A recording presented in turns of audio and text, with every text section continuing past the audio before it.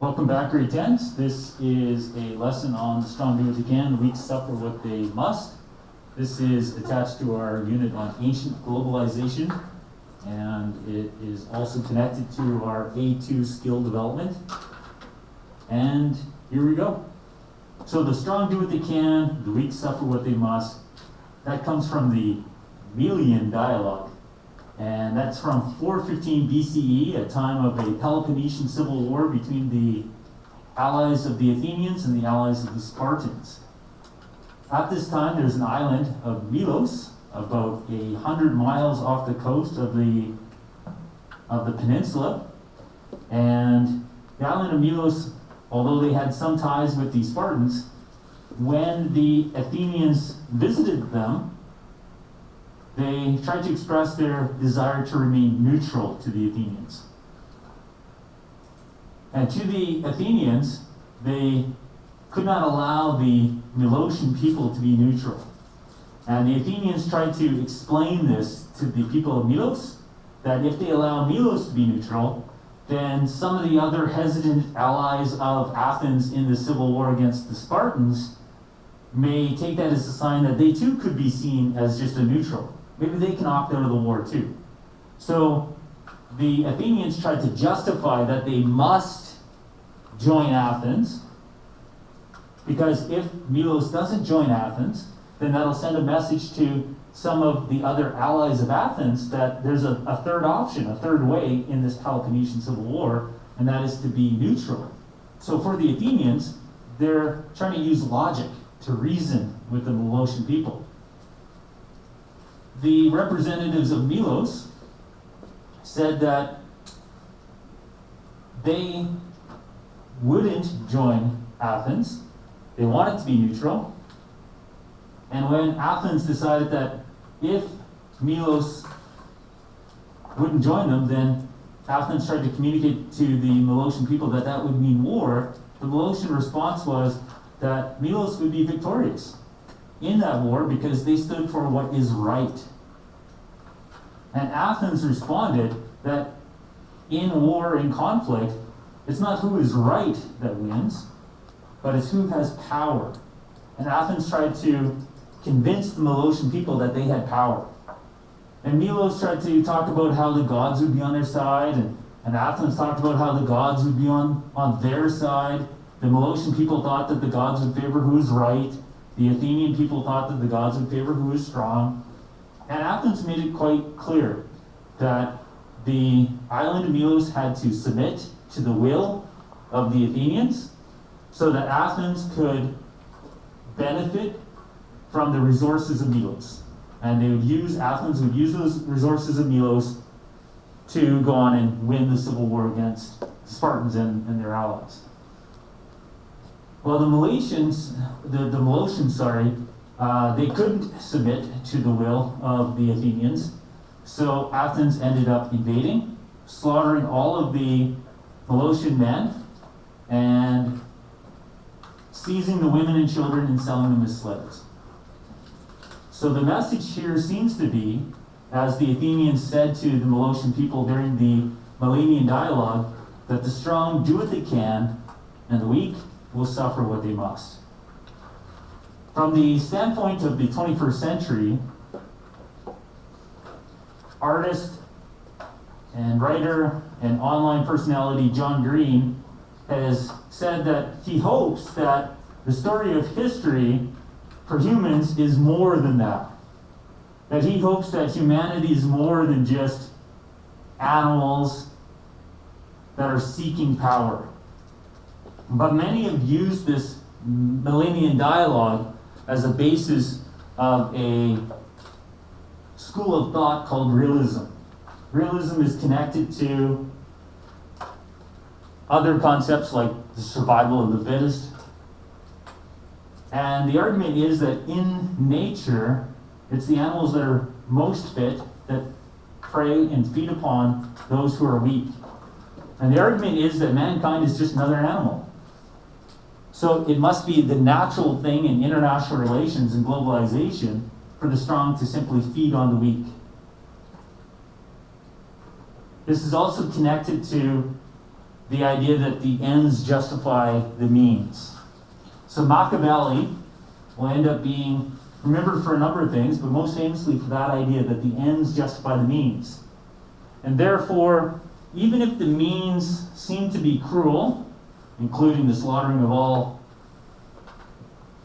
Molossian men and enslaving the children and women, if in the end this leads to victory for Athens over the Spartans, spoiler alert, it didn't, but if it had, then in that Machiavellian way, the ends, a victory for Athens, would justify the means, this genocide against the Molossian people. So to Machiavelli, to realists, we have this law of the jungle, this survival of the fittest in international relations, where the strong feed upon the weak.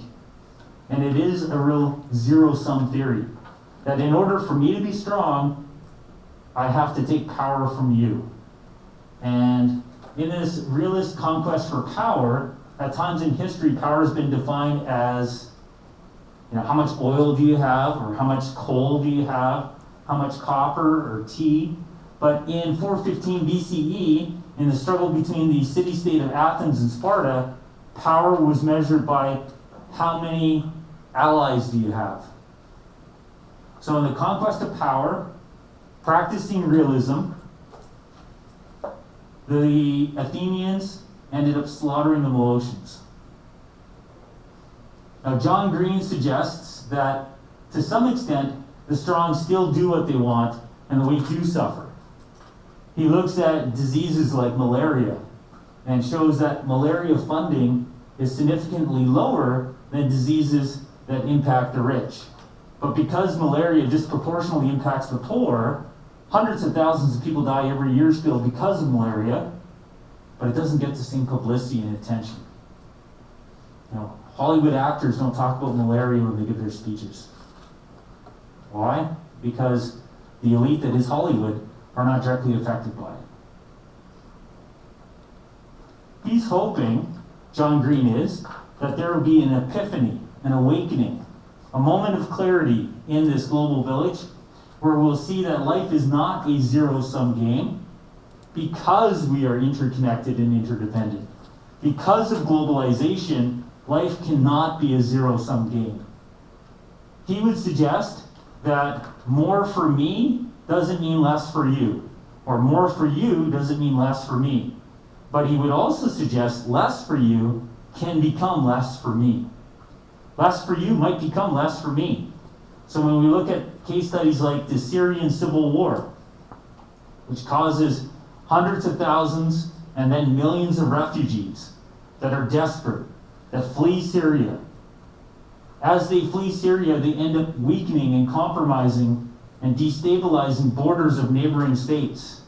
So the strong European states become weak because Syria becomes weak. That doesn't seem to fit with zero-sum theory. It certainly seems to fit with John Green's theory that in this interconnected, interdependent, I would say hyper-connected global village, when you become weak, I become weak. And we can see that with our pandemic right now. If this truly is a global health emergency, then the health of some people living a world away that you don't know, the health of somebody on the other side of the world, has a huge impact on you.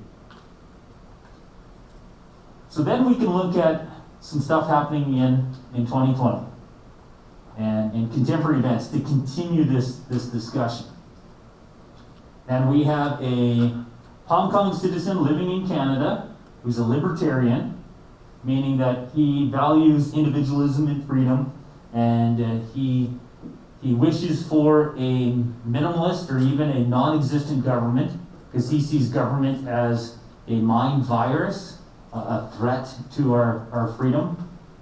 So he tries to apply this to a modern world. So he suggests that people need to know when to fight and when to retreat. So there's something called pragmatism.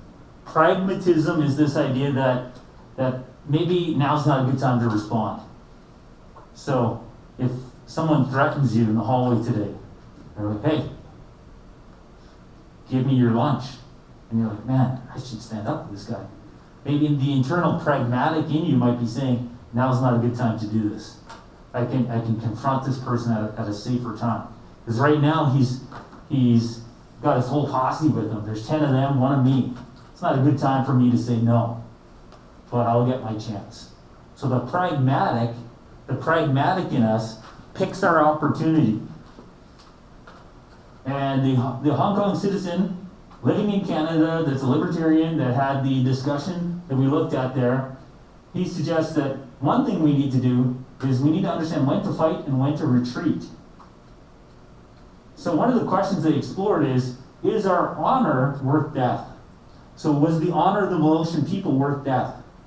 So they didn't submit to the will of the Athenians because they thought the Molossian people had honor and they should be able to self-determine. That they should have self-determination, that they should be able to say, no, you know what, we want to be neutral. That we're a proud people and we want to be able to determine for ourselves. And because of their honor, they died. So one of the topics that they talked about is honor worth death?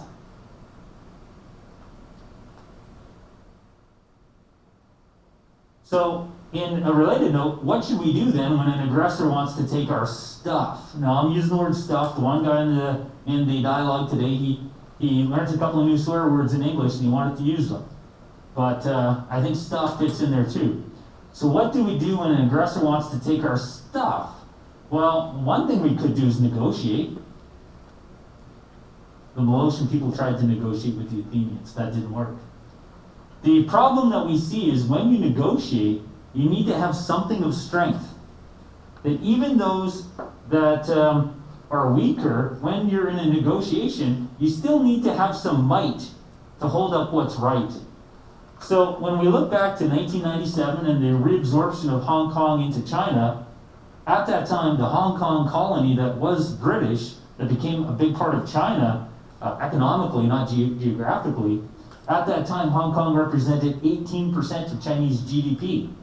So 1997, 1998, 1999, the early 2000s, Hong Kong was allowed to have a lot of autonomy. So the government of Hong Kong was allowed to have a system that was distinctively different than what you'd find in mainland China. But now, because a lot of other areas in China have modeled themselves after Hong Kong in terms of their economic structuring, Hong Kong only produces about 3% of Chinese GDP. And because of that, they have less leverage with Beijing, the capital of China. So, as we've seen in the last 18 months, there's a lot of fighting in the streets of Hong Kong. And the basis of the fighting is who gets to decide the rules in Hong Kong? Is it Beijing or is it the local government? And now that Hong Kong is economically less powerful, they have less negotiation power. So they're in a position more similar to the Molossians now. In 1997, 1998, 1999, when their economy was almost 1/5 that of the rest of China, then they had a position of power. They can make some demands. If you want us to be a part of China and all of this economic power that we're going to bring to you, these are our conditions. But now that Hong Kong is economically less important, Beijing, the capital of China, is being a lot more authoritarian with the Hong Kongers. Now, as an aside, the people of Hong Kong, some of them did, lobby the British government to recolonize them. So when we get into the time period of colonization and everybody looks at the British Empire and says, oh, the British Empire bad. A lot of people in Hong Kong today wish they were living under the British flag and not the Chinese flag. So then the debate, the discussion took an interesting turn, because then they said, you know what, we're not really talking about the strong do what they can, the weak suffer what they must. They believe today it's the left do what they can, the right suffer what they must. And they see this leftist alliance.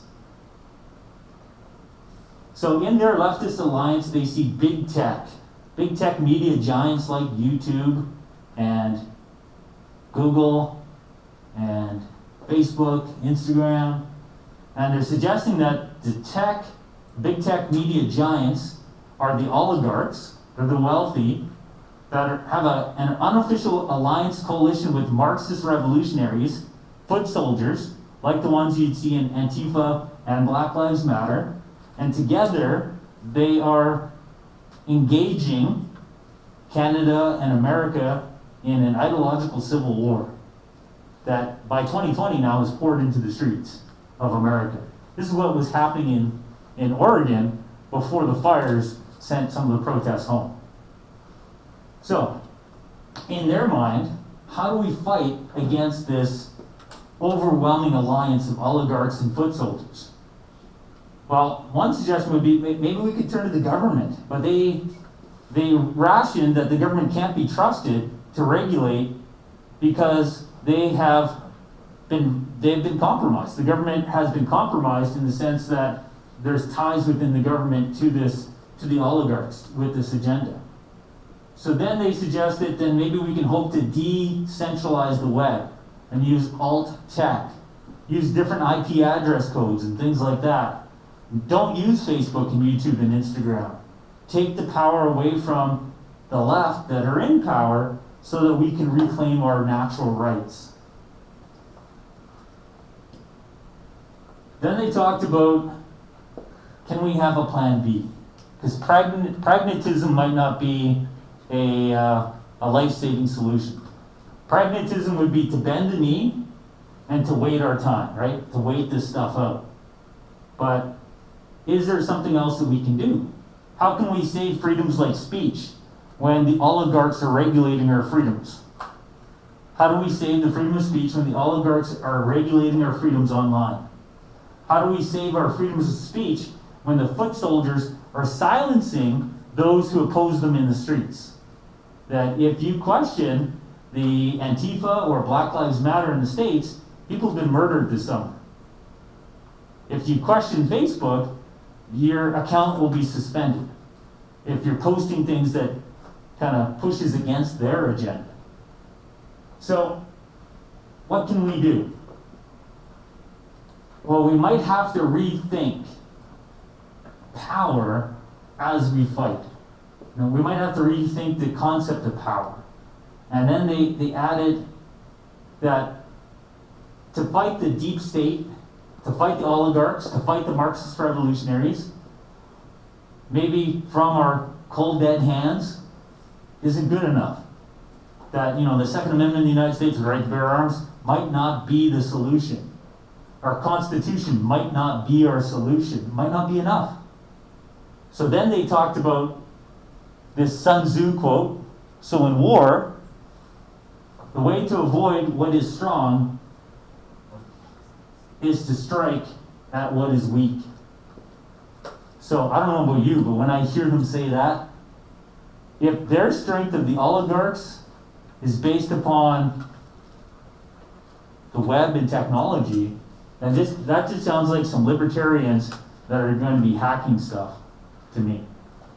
That they're going to strike them where they're weak. Where they're weak, they're weak in their code and the ability to defend the web. So something to look forward to in the next 5 years as we continue to see this ideological civil war. Now, we can continue this with that quote, the strong do what they can, the weak suffer what they must. If this was an essay topic, what would you do with it? That's going to be our topic of discussion when we get back from our break. So let's go outside, let's enjoy the sunny weather, it's a nice day. We'll come back in, we'll have a break, and then we'll look at how this might be shown to you in an essay.